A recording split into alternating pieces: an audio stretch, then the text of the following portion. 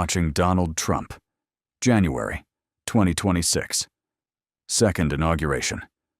He stands at the podium and says, "The United States needs Greenland for national security." The room reacts. Some laugh, some don't. He repeats it. Greenland is critical. All options are on the table. This was not a joke. It is also not the first time. In 2019, he offered to buy the island. Denmark said no. He canceled the state visit. In 2026, he returns to the same idea. The White House press secretary is asked, "Will you rule out military force?" She says no. The cameras show the statement. They show the reactions. They do not show what brought him here. 1945. World War II ends. The United States military is already in Greenland.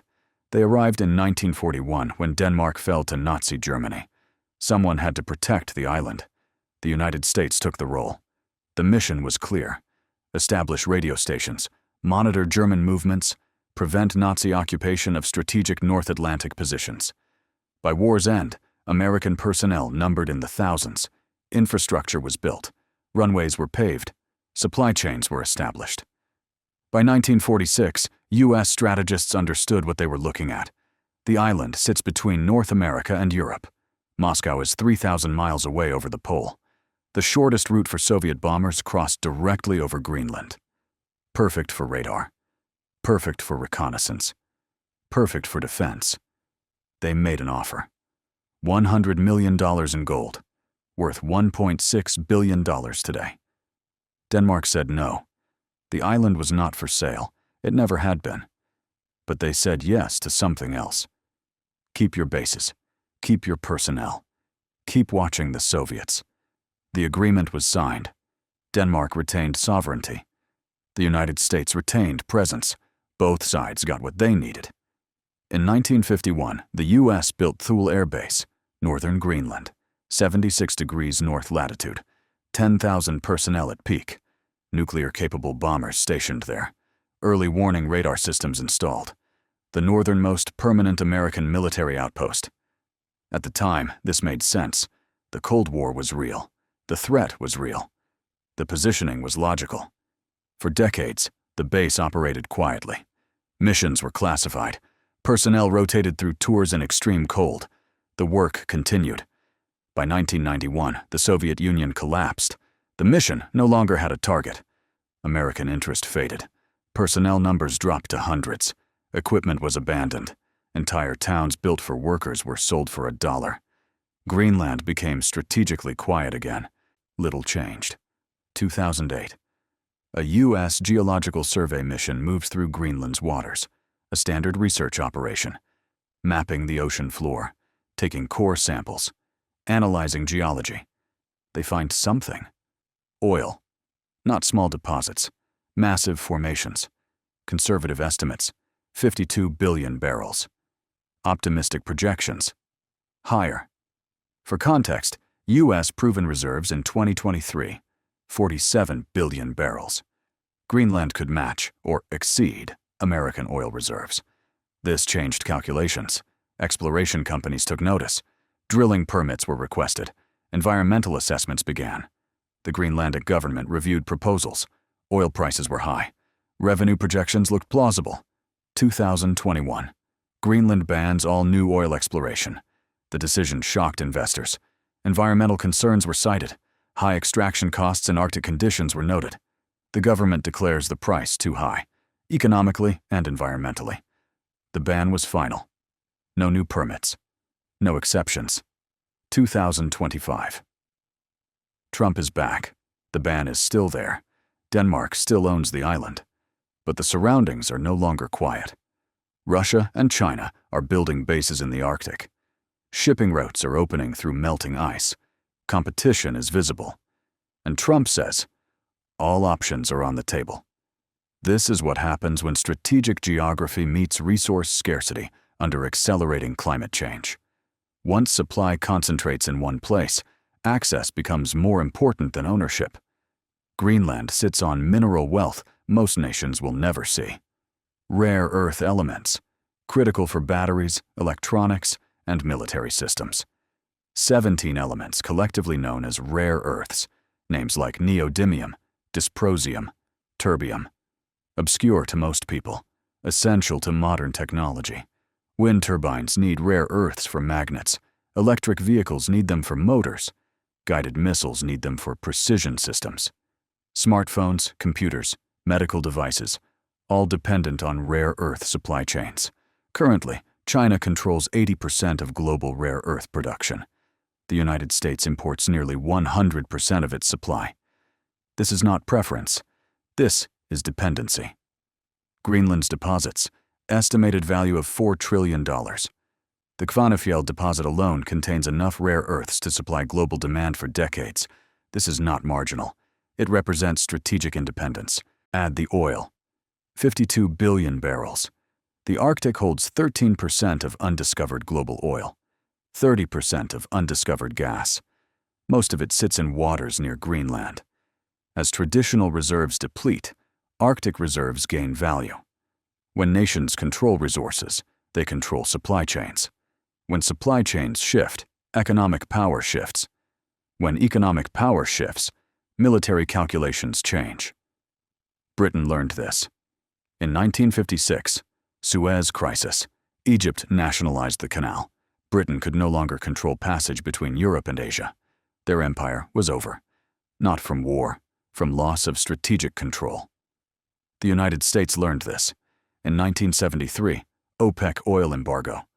Arab states restricted oil exports to the U.S. Gas prices quadrupled. Lines formed at stations. The economy contracted. The lesson was clear. Resource dependence equals strategic vulnerability. Trump faces similar logic. China controls rare earths. Russia controls Arctic positioning. The U.S. controls neither. Greenland offers both. In one move, the pressure then shifts from what is extracted to how it moves. The Arctic Ocean has been frozen for millennia. Ships couldn't pass except under icebreakers, and only in summer months. Trade went through Suez, Panama, Cape of Good Hope. Longer routes, higher costs, no alternatives. Numbers tell the story. Shanghai to Rotterdam via Suez, 11,200 nautical miles. Same route via Arctic, 8,100 nautical miles. That's 28% shorter. Time saved, 10 to 14 days depending on vessel speed. Fuel saved, proportional to distance. For commercial shipping, this translates to millions saved per voyage. But Arctic ice is melting 4 times faster than anywhere on Earth. New routes are opening. The Northwest Passage cuts through Canadian Arctic waters. The Northern Sea Route runs along Russia's northern coast. Both cut weeks off shipping times between Asia and Europe. Most global trade still moves through a small number of narrow passages. Recent history proves this. In 2021, the Ever Given blocked Suez for 6 days. Global trade lost $9 to $10 billion. Hundreds of ships waited. Supply chains froze. One accident paralyzed a critical artery. Arctic routes bypass this. Multiple passages mean redundancy. If one route faces issues, others remain open. Strategic flexibility increases. Greenland sits in the center of these routes. Whoever controls Greenland controls Arctic transit. Whoever controls Arctic transit controls a growing share of global trade. Russia knows this. They built 50-plus military bases along their Arctic coast. Icebreaker fleet, 40-plus vessels, more than any other nation. China knows this. They invested billions in Arctic infrastructure despite having no Arctic coastline. They call themselves a near-Arctic state. Official Chinese policy since 2018. The U.S. watched. Now Trump is moving.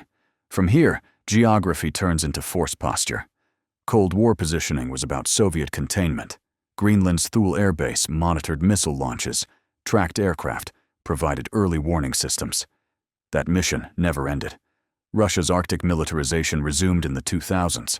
New bases, new submarines, new icebreakers.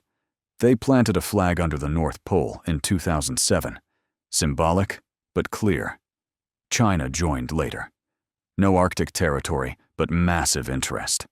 Their Polar Silk Road plan formalized Arctic ambitions. The geometry is simple. Greenland sits between North America and Eurasia. Control of Greenland means forward positioning against both Russia and China. Loss of Greenland means encirclement reversal.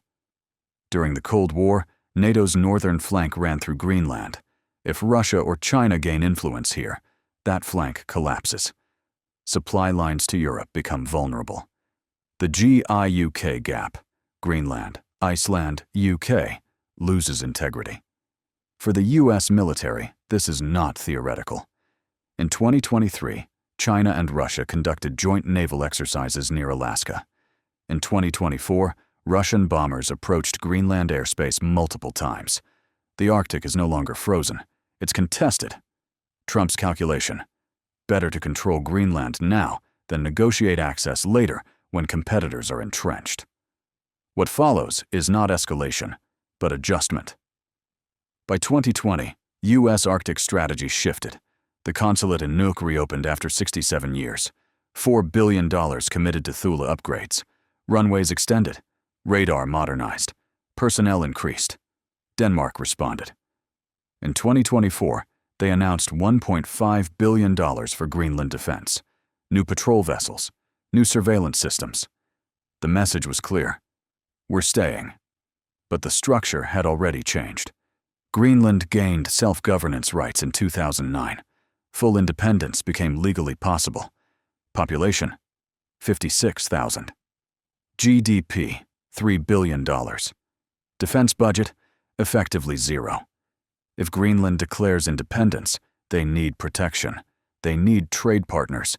They need investment. Denmark provides this now. But if Denmark withdraws, someone else steps in. In 2025, Trump returned to office. Within weeks, he repeated, Greenland is essential. For economic security, for national security, for the future. Denmark called it absurd. Greenland's prime minister said the island is not for sale. The press secretary did not rule out force. January 2026. Venezuela invasion. The U.S. detained Venezuela's president with minimal international pushback. The precedent shifted. Old rules no longer held. Greenland is different. Greenland is NATO. But Trump's logic is consistent. Strategic assets cannot be left to competitors. Not in Venezuela. Not in Greenland. The mechanisms do not require agreement. Once resources exist, once routes open, once competitors position, control becomes inevitable. Nuuk, Greenland. January 2026. The ice continues to melt. The bases remain. The question is not whether Greenland matters. The question is who controls it when the ice is gone.